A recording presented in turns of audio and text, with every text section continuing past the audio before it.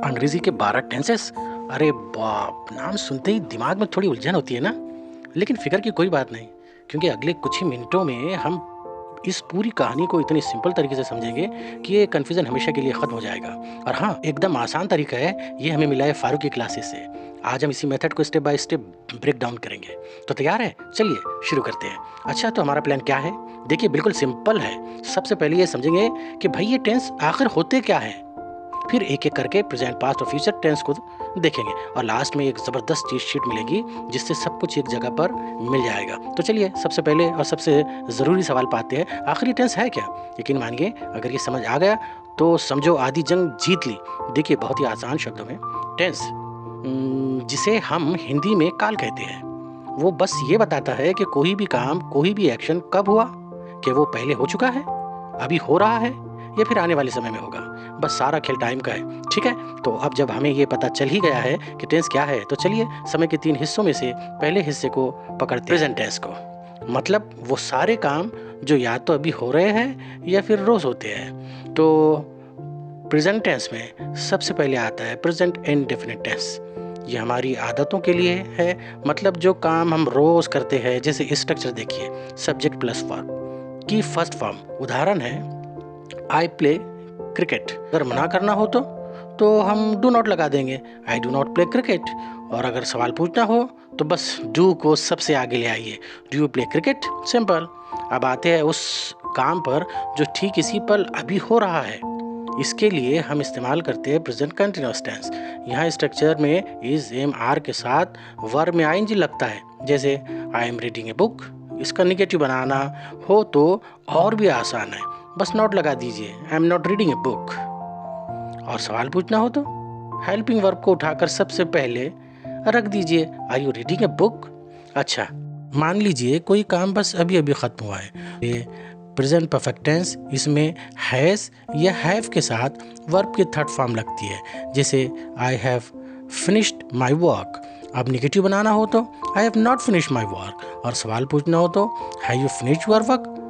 Present tense में अब आता है इसका चौथा और आखिरी टाइप, प्रेजेंट परफेक्ट कंटिन्यूअस। ये थोड़ा सा ट्रिकी लगता है, पर है नहीं। ये उन कामों के लिए है जो पास्ट में शुरू हुए थे और अभी भी चल रहे हैं। जैसे I have been reading, negative में बस नॉट बीच में आ जाएगा, I have not been reading.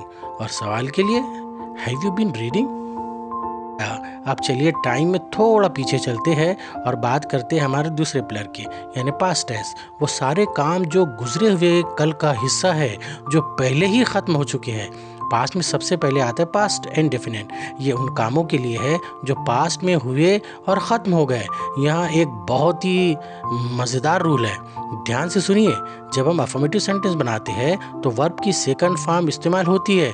जैसे आई प्लेड क्रिकेट।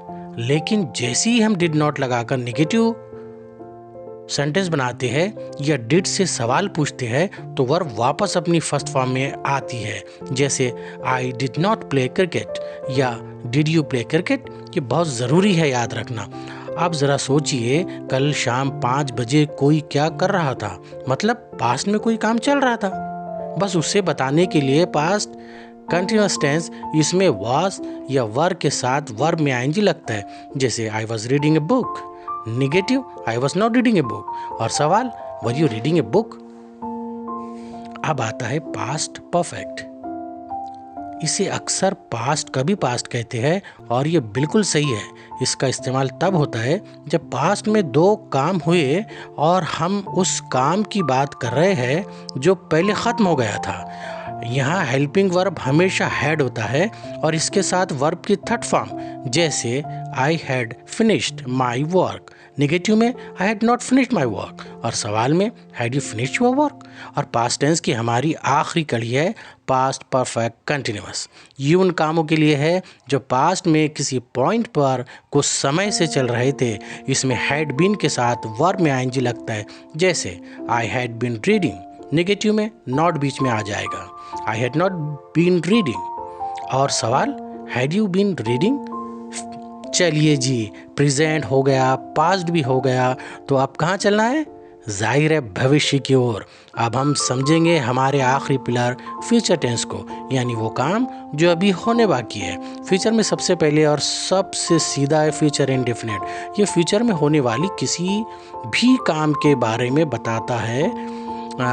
स्ट्रक्चर एकदम आसान है। विल के साथ वर्ब के फर्स्ट फॉर्म, जैसे आई विल प्ले क्रिकेट।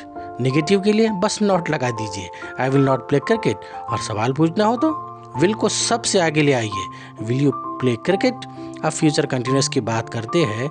ये टेंस हमें बताता है कि फ्यूचर में किसी ख़ास टाइम पर कोई काम चल रहा होगा, मतलब वो काम हो रहा होगा। इसमें विल बी और वर्ब में आईएनजी का इस्तेमाल होगा।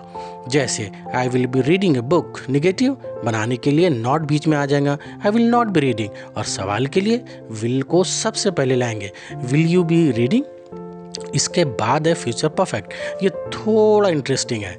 इसका इस्तेमाल उन कामों के लिए होता है जो फ्यूचर में किसी दिए गए टाइम तक ख़त्म हो चुके होंगे। जैसे I will have finished my work. यहाँ विल हैव के साथ वर्ब की थर्ड फॉर्म लगती है। नेगेटिव है आई will not have finished my work. और सवाल will you have finish your work. और लीजिए हम आ गए हैं अपने 12वें और आखिरी टेंस पर, फ्यूचर परफेक्ट कंटिन्यूस। ये बताता है कि फ्यूचर में कोई काम किसी पॉइंट पर कुछ समय से चल रहा होगा। इसमें विल हैव बीन का इस्तेमाल होता है। जैसे I will have been studying. Negative I will not have been studying. और सवाल will you have been studying. तो ये थे हमारे 12 टेंस। वाह, तो हमने एक एक करके सभी टेंसेस को समझ लिया। अब इन सब को एक साथ एक जगह पर देखने का टाइम है। मैं आपको एक ऐसी चीट शीट दिखाने वाला हूँ जो हमेशा आपके काम आएंगी। ये देखिए स्लाइड आपका अल्टीमेट टूल है।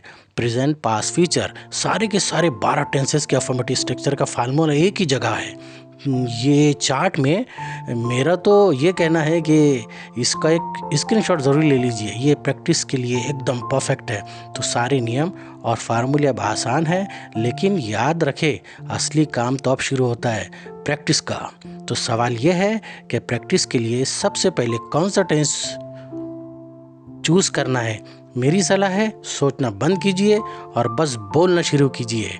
और जो लोग नए हैं, जिन लोगों ने अब तक चैनल को सब्सक्राइब नहीं किया, उनसे अनुरोध है, उनसे रिक्वेस्ट है कि चैनल को सब्सक्राइब करें, लाइक करें और वीडियो को शेयर ज़रूर करें।